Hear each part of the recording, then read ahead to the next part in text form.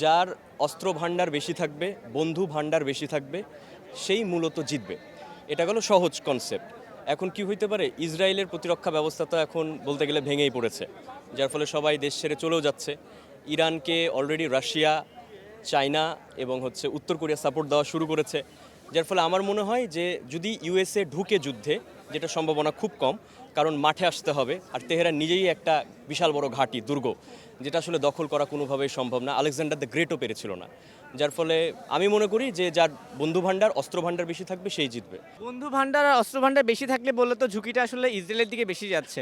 আসলে ঝুঁকি বলতে কি, ইরানের সাপোর্টে তো দাঁড়াতে চাইছে না, আরব দেশগুলো তো সহজে দাঁড়াতে চাচ্ছে না। আমরা তাদেরকে বাদ দিয়েই কথা বলি, তারা কখনোই আসলে সাপোর্ট। না না না না, তারা সাপোর্টে থাকে না। তারা শুধুমাত্র আসলে মূল খেলটা তো ফেডারেল রিজার্ভের, যারা যারা ফেডারেল রিজার্ভের মেম্বার, তারা কেউই আসলে সাপোর্টে ইরানের আসতে পারবে না।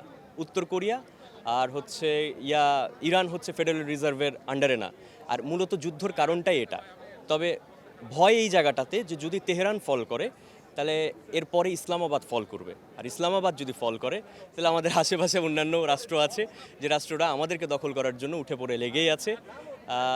খুব দ্রুত তখন আমাদেরকেও দখল করে ফেলবে, যার ফলে আমাদের নিজেদেরকে নিয়ে ভাবা উচিত, আমাদের প্রতিরক্ষা ব্যবস্থা দ্রুত উন্নত করা উচিত।